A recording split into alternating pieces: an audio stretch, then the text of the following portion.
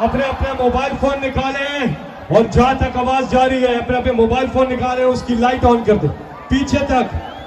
माशाल्लाह, जिस मुल्क के पास ऐसी कौम हो और जिस मुल्क के पास इमरान खान जैसा लीडर हो, उस मुल्क को कोई शिकस्त नहीं दे सकता।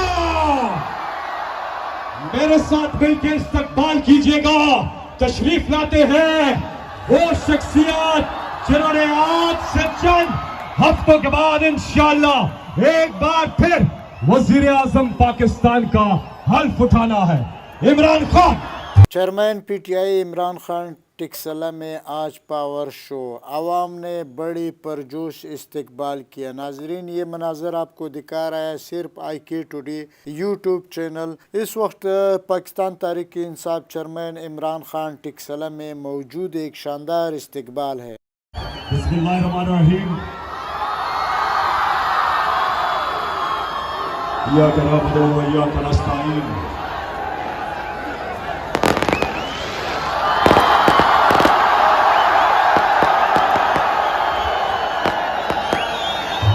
चेयरमैन पीटीआई इमरान खान के खिताब के दौरान एक ज़बरदस्त आतशबाजी आपको नज़र आ रहा है। ये मनाजर भी आपको IK टुडे यूट्यूब चैनल बराह रास्त टिक्सला से दिखा रहा है। नाजरीन, लम्हा ब लम्हा इमरान खान का हर activity IK today YouTube channel ज़रूर सब्सक्राइब और शेयर कर।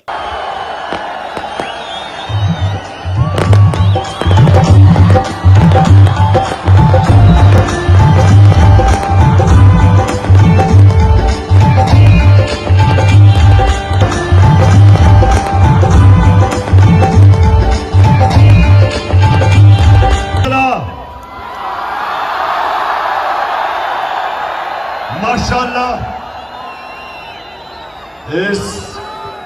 मैं आपके पहले तो शानदार इस्तकबाल का शुक्रिया अदा करना चाहता हूं, लेकिन उसके अलावा मैं जो आपके अंदर शऊर देख रहा हूं उसका सलाम करना चाहता हूं आपको। और आज मैं अपनी बहनों को खास तौर पे खुशामदीद कहता हूं। कभी मैंने इतनी तादाद में टिक्सला में इतनी तादाद में ख्वातीन नहीं देखी, और ये बड़ा अच्छा हमारी आजादी की तारीख में ये एक बड़ी खुशाइन चीज है। अच्छा, मैं सरवर खान, सबसे पहले मैं आज आपके टिक्सला के कौम के सामने, सरवर खान, आप मेरे साथ हर मुश्किल वक्त पे खड़े रहे हैं।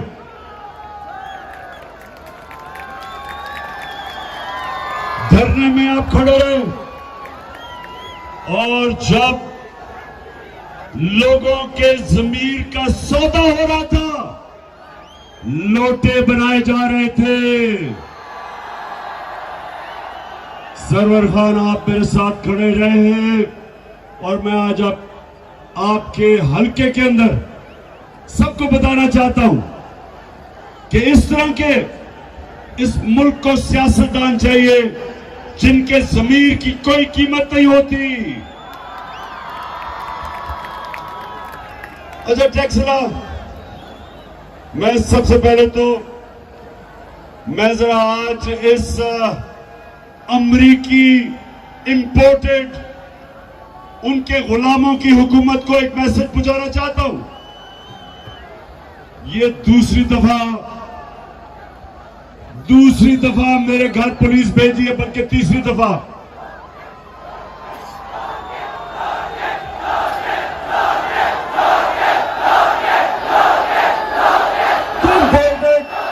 इंपोर्टेड हुकूमत सुन लो, ये बजाय ये धमकियां देने के पकड़ के जेल में डाल ही दो।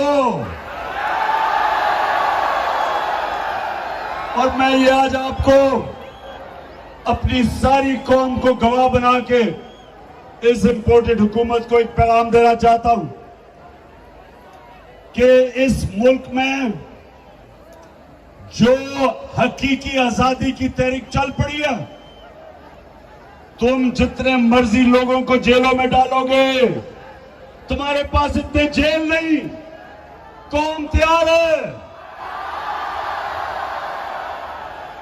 मैं भी तैयार हूं, जेलों के लिए मेरी कौम भी तैयार है। ना हमें तुम्हारे जेलों से कोई खौफ है, ना तुम्हारी नामालूम टेलीफोन की धमकियों से कोई खौफ है, और ना ये जो हर दूसरे दिन हमें डराने की कोशिश की जाती है। सब सुन लो, पाकिस्तानी कौम ने खौफ का बुत तोड़ दिया है। ला इलाहा इल्लल्लाह मेरी कौम के दिलों में चला गया। जिसके दिल में ला इलाहा इल्लल्लाह चला जाए, जिसका ईमान ला इलाहा इल्लल्लाह पे खड़ा हो जाए, वो किसी के सामने सिवाय अल्लाह के झुकता नहीं है।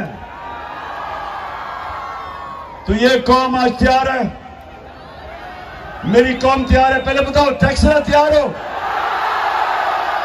ये मेरे नबी सल्लल्लाहु अलैहि वसल्लम ने एक कौम की तबाही का रास्ता बता दिया था आज से 1500 साल पहले, कि जो कौमें बड़े बड़े डाकुओं को नहीं पकड़ सकती और सिर्फ छोटे चोरों को पकड़ती है, वो मर जाती है। कौमें तबाह हो जाती है। ये है हमारी तबाही का रास्ता, कि चुन चुन के ये डाकू अरबों रुपए की चोरी इन्होंने किया। इन्होंने जो एनआरओ लिया, टैक्सरा जो इन्होंने एनआरओ लिया यानी चोरी माफ करवाई है, वो इस कौम का कितना पैसा था? 1100 अरब रुपया। 1100 अरब रुपया इस कौम का माफ करवाया। और अगर इसके ऊपर मेरी कौम मेरे साथ नहीं निकलेगी तो कौम का कोई मुस्तकबिल नहीं है। आप नौजवानों, आपका कोई मुस्तकबिल नहीं है इन चोरों के नीचे। जिस कौम में इस तरह के लोग ऊपर बैठ जाए, उस कौम का कोई मुस्तकबिल नहीं है। जब मुशर्रफ ने पहले एनआरओ दिया 2007 में, जब इन दोनों करप्ट जरदारी और नवाज शरीफ को एनआरओ दिया, आप जानते हैं इस कौम के ऊपर क्या गुजरी। इन्होंने 2008 से और 18 तक 4 गुना पाकिस्तान के कर्जे बढ़ाए। इन्होंने जो मुल्क को लूटा, 4 गुना ज्यादा इस मुल्क का कर्जा बढ़ा। 6000 अरब से 30,000 अरब पे हमारा कर्जा चला गया। जो करप्शन के केसेस इनके 10 साल में थे, अब इनको फिर एनआरओ मिल गया। अब ये फिर तैयारी कर रहे हैं लूटने के लिए। मरियम क्या कहती शहबाज शरीफ को कि अंकल, मेरे दामाद का 60-70 करोड़ रुपया जो ग्रिड स्टेशन उसकी हाउसिंग सोसाइटी में बना था, वो उससे माफ करके कौम के टैक्स के पैसे से वो पैसा दिलवाओ।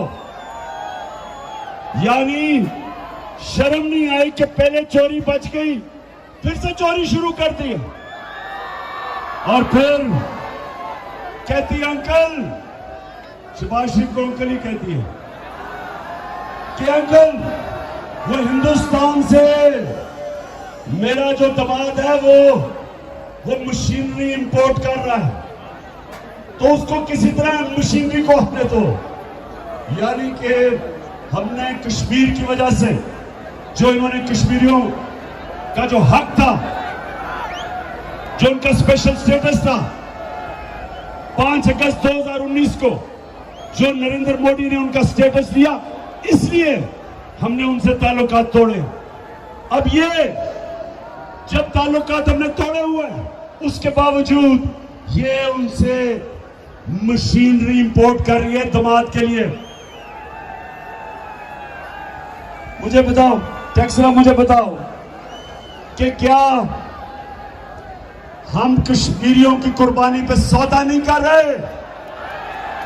वो बेचारे जो 30 साल से कुर्बानियां दे रहे हैं, 1 लाख कश्मीरी शहीद हो चुका है, और ये अपने पैसे बनाने के लिए जो हम प्रेशर है कि ताल्लुका तब बहाल करेंगे जब आप कश्मीरियों को स्टेटहुड वापस करो। उसके अलावा टैक्सला, उसके अलावा सुने, जो इलेक्शन कमिश्नर सिकंदर सुल्तान, जो इनका शरीफों का घर का मुलाजिम है, वो इनसे पूछ पूछ के फैसले करता है। उसका काम सिर्फ एक है कि किस तरह धांधली करके वो किस तरह इनको वापस जिताएगा, क्योंकि साफ और शफाफ इलेक्शन में ये आप ये नहीं जीत सकते। आपको पता पंजाब के बाई इलेक्शन में 17 जुलाई को इनका सफाया कर दिया था, तो इसलिए